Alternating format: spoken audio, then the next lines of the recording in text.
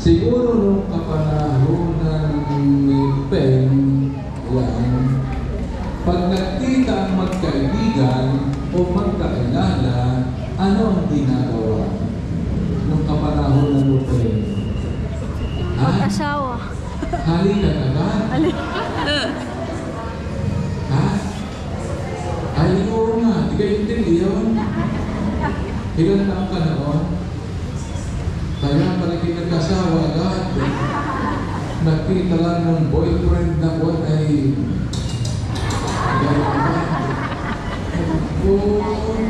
ako ay lalapit-lapit at may namin talo na. Kaya, kayo, parang hindi naman nyo yun eh.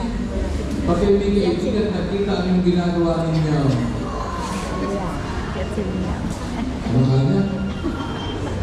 Sabi ko, hi! Kaibigan ko. Kaya mo ginagawa yun naman. Nagbabasketball? Nagpagtabihan? Anong katigin nyo? Dumating ka pa. Yan na. Hindi pa tayo papanahon ng marahil ni Sister Peng. Kapag nagpakita ay, sige. Itaas yan yung kamay. Itaas yung kamay. Itaas yung kamay. Isa lang, hindi dalawa. Itaas mo kamay mo. Ayan, kasi. Ayan, kasi. Apir. Kaya ba ka nung una? Oh, siya, kayong mga magkatabi. Apir. Apir. Ulit. Malakas. Apir. Hindi naman.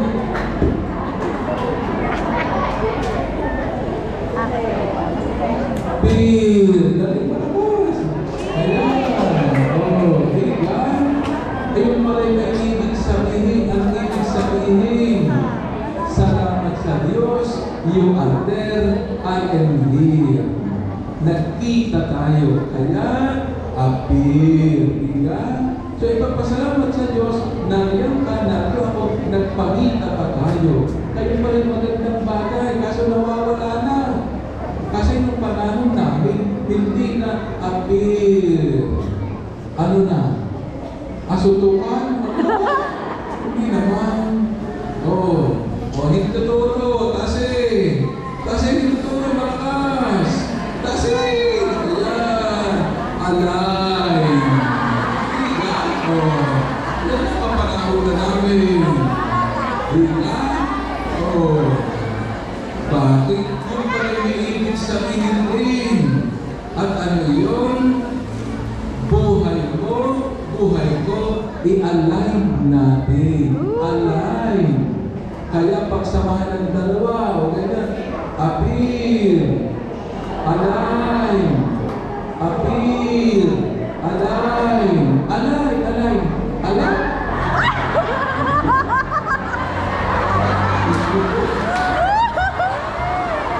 Hindi ba naman ang ibig sabihin na rin?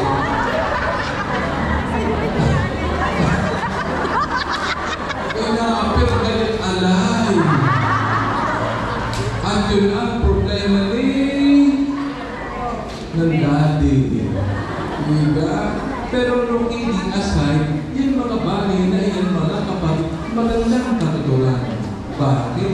Nagsasabi na ikaw at ako, tayong lahat, nag-aapir sa isa't isa, nagpapagitan. Kaya sa yun ito, pasalamatan natin ng Diyos, muli nagkita-kita tayo sa Simbang Gabi 2024.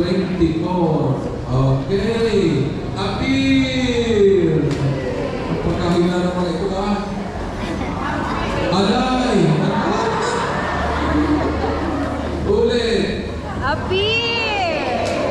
Pag sinabi mo apir, kayo alay. Apir!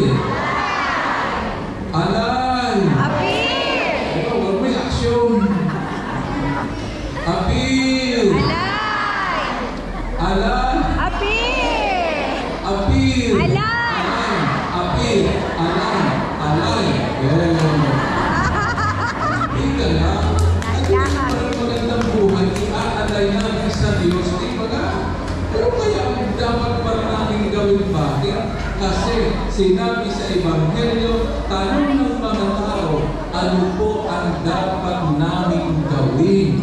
Yun ang tanong ng mga tao. Bakit sa pag-akala nila, ang hinihintay na nilang Mesiyas ay si Juan Bautista na. Kaya sila tinatanong, ng mga tao, ano po ang dapat namin gawin? At ano ibig sabihin doon? Ipagpasalamat, nag-appeal sa atin ng Diyos, nag-appeal tayo sa isa't isa, at iniaalay natin, matapos mag-appeal sa atin ng Diyos, iniaalay natin ang ating buhay sa Kanya. Kaya, sa tuwing kayo magkikita, mag-appeal, mag-alay. May ibig sabihin yan. Ano ba? Ha? Ay, tapos na tayo sa legunan. Parang may nilisip. Balong akin. Mga baling Diyos. Kawin talaga. Abuda, kaya pala. Sabi eh. Talong ale. Mga balo. Ay, kaya pala yung pinag-uusapan natin yung tayo malayo na. Ay, kayo kulang parang pinag-uusapan eh. Sabi yung natin, sinulo ko eh. Yan, nakita kayo. Mga kapatid, bakit? Ano ba ang tanong ng mga tao? Ano po ang dapat namin gawin? Ay i-align ang ating sarili sa appearance ng Diyos. At ano yung alignment na yun? Malumanag na sinabi sa Ebanghelyo, ikay maging mapagbigay. I-align mo ang sarili mo sa Diyos, sa mga Diyos ay Diyos ng pagbigay. Ang sabi doon, kung may dalawa kang damit, ibigay mo yung isa. Be generous. At yun naman talaga ang hinihingi sa atin. Be generous.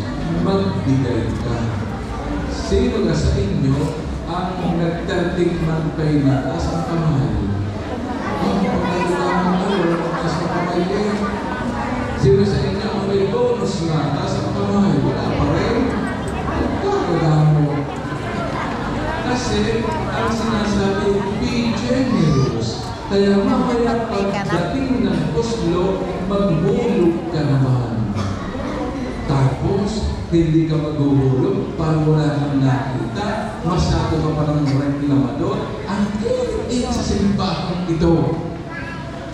Naghulog ka na. Pambayad mo naman sa electric pan, sa electricity.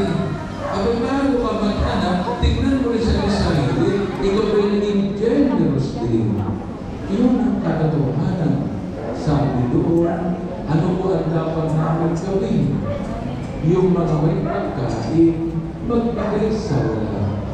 Bakit? Sa isang katotohanan, lahat tayong mga tao dumaranas sa pagkagutom.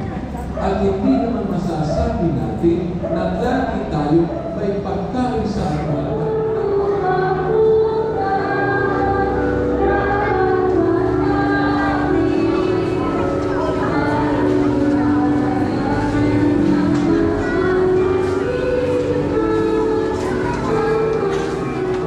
Diyos ang Ama, Anak at Espiritu Santo. Amen. Mga kapatid, ang misa ay naihandog na. Pumayo tayo sa alignment kay Kristo. Salamat sa Diyos. Parang natin ang Diyos sa mga mga bagay. Salamat sa inyong kapatisan. Salamat po. Apil! Apil! Alay! Alay! Apil! Alay! Apil! Alay! Apil! Alay! Alay! Apil! Salamat sa Diyos. Bukas ulit. Bye-bye! First day of Simbang Gabi. Ito natin ang nanay na. Ito natin ang nanay. Nanay, dito na tayo. First day of Simbang Gabi.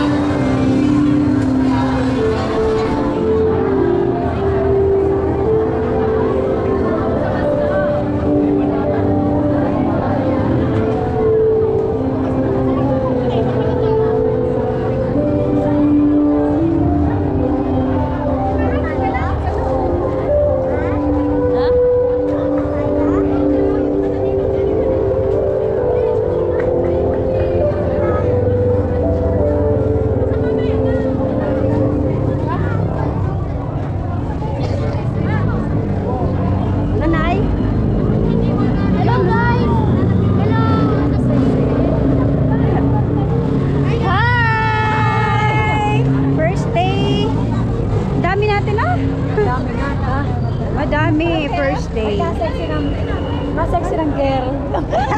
Bukas na girl ulit. Ano, let's go na. Bye-bye.